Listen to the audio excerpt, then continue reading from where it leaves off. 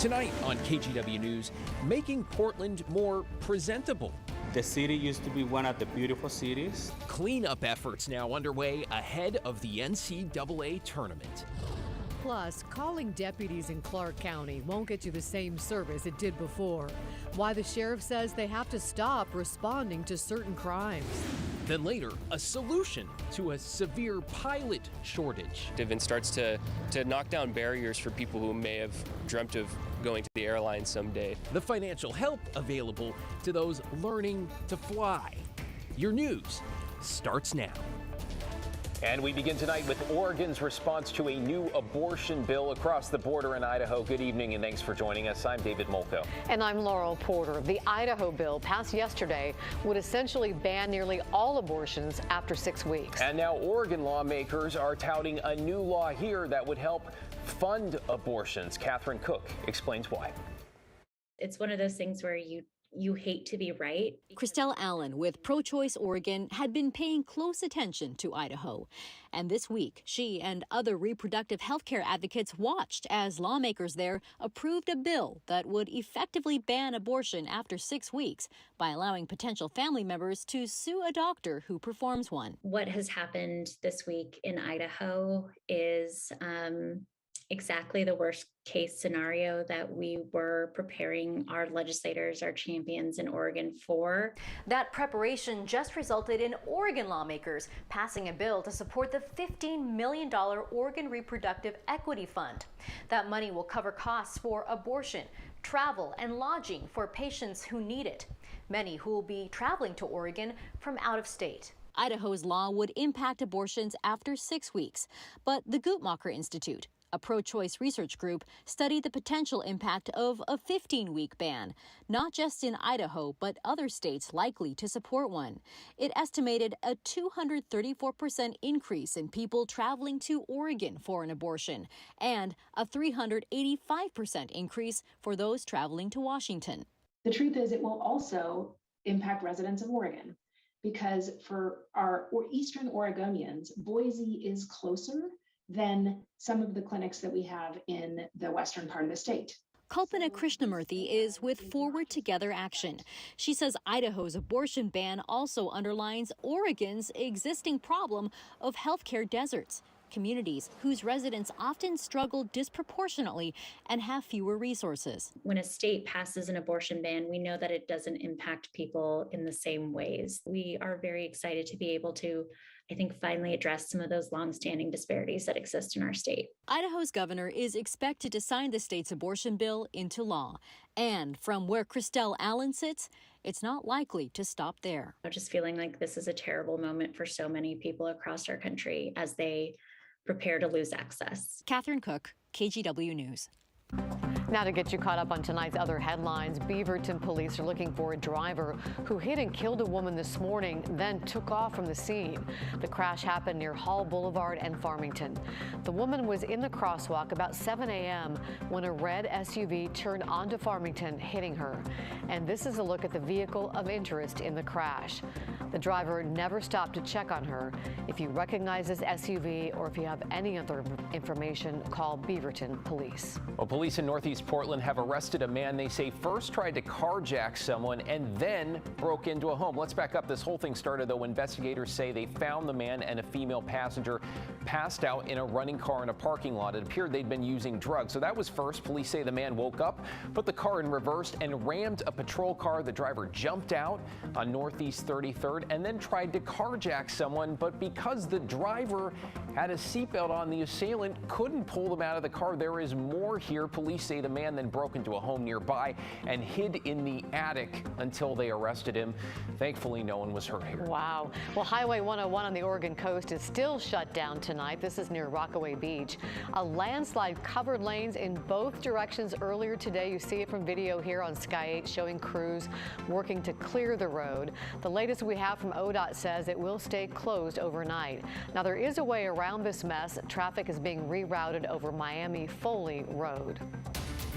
Tonight, the conversation continues about the worsening problem of gun violence in Portland. Leaders in law enforcement and criminal justice addressed the topic head-on during a panel discussion. Alma McCarty listened in. Well, this conversation was a progress report of sorts organized by the pastor of Vancouver Avenue First Baptist Church. His church, as you might remember, is just blocks away from Dawson Park in North Portland, where 55-year-old Mark Johnson was killed back on March 1st. The FBI, the police chief, the Justice Department, the city, they were all there. And the bottom line, we've got a long way to go.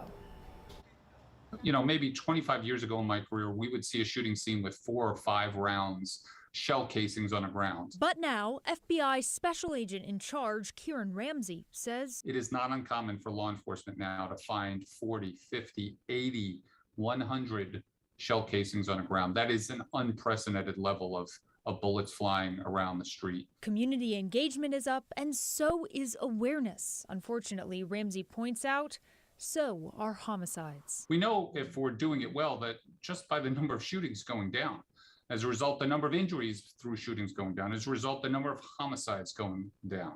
Unfortunately, that's not the case right now. We are on a record-setting pace yet again.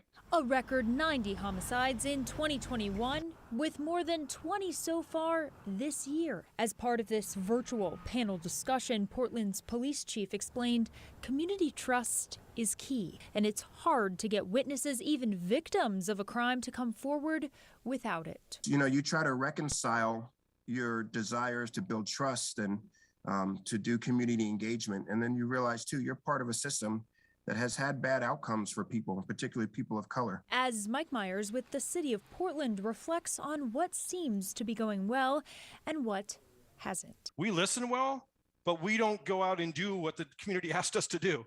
And I hear that all the time. We talk and talk and talk. You listen, but then you don't go do what we're telling you need to do. There was much more to the 2-hour Q&A, including the Justice Department mentioning something many may not find surprising. They've seen an exponential increase in illegal firearms cases. Thank you, Alma. And we know behind these statistics are people with families and friends who are devastated. On KGW.com, you can find an in-depth report about all the victims of gun violence in Portland this year. Well, and speaking of shootings, the latest that we are aware of, one that injured a man this afternoon in North Portland. Police are looking for the person witnesses say fired multiple shots in a homeless camp near Greeley and Going Streets. One camper was hit in the leg. Another man says he narrowly escaped being shot. The bullet went boom, boom, because when he pulled the gun, I just looked his finger, not the gun. I just looked the finger in the trigger, and when I see going back, I dodged the first one and I dodged the second. I was weird. He says it was weird. It was probably also terrifying. The witness tells us he and others had provided food to the shooter, offered him help, and he's not sure why the suspect would shoot anyone. Police say they believe the suspect, knew the victim. The city, meanwhile, is trying to make itself more presentable ahead of an influx of visitors for the NCAA tournament this week. The rapid response team was out clearing a campsite near the Moda Center today, hauling away garbage and biohazards. The owner of a nearby cafe has seen the crime, the trash, and mental health issues in the neighborhood get worse. Out-of-town visitors often ask him if it's safe to walk around the Moda and convention centers.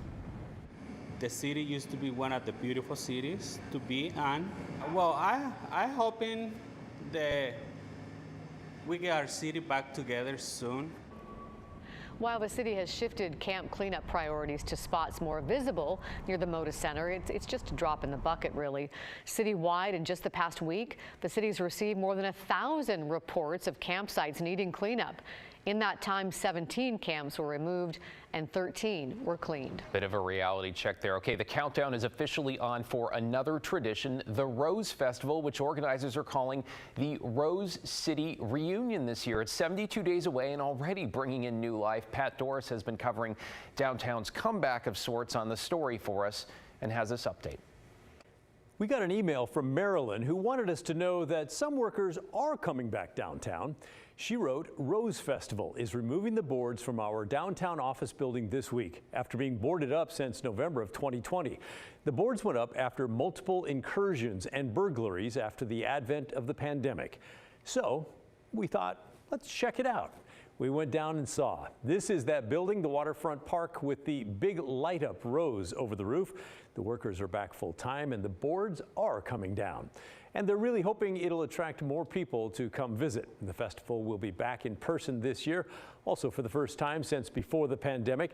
They've got the parades, city fair, even the dragon boat races are coming back this summer. Here's Jeff Curtis, the CEO of the Rose Festival Foundation. He says having the building boarded up, that has been a shame. It's really important that downtown Portland comes back, and as part of our efforts, our comeback story is the festival is back. So as our events come back this spring, our office headquarters needs to be back. Our staff needs to be here, volunteers coming and going. We're a symbol of the greater good for Portland and a symbol of hope for the coming months ahead. And that's why it's so important that this office reopens, the boards come down, and it's a beautiful part of Portland. We're right here at Waterfront Park. The festival organizers also say volunteers are coming back, and as planning for the festival picks up, there will be a lot more of them. So let us know, are you going to be going to the Rose Festival events this year? And what else needs to happen to help downtown Portland? Send us an email to thestory@kgw.com or leave us a voicemail, 503-226-5090. Hope is in the air. Be sure to tune in weekdays at 6 for more from The Story on Portland's recovery as Pat and our team tackle some of the biggest issues of our times. A change this month should help even more people who are homeless get into shelters. Multnomah County organizations plan to loosen capacity restrictions that were put in place during the pandemic. That should make another 450 beds available by the end of the month.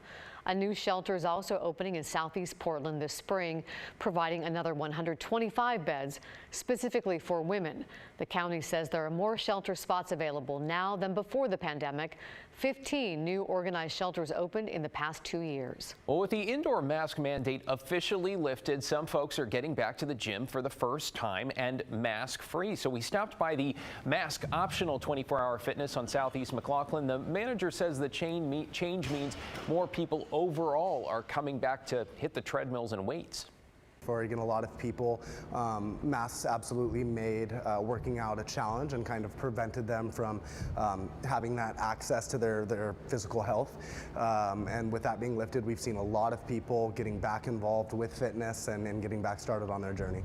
Of course, you can still wear a mask. That is an option. 24-hour fitness is now getting back to being true to its namesake, at least in some locations, after scaling back hours over the past few years. 5 locations in the metro area are now open 24/7. No excuses, right?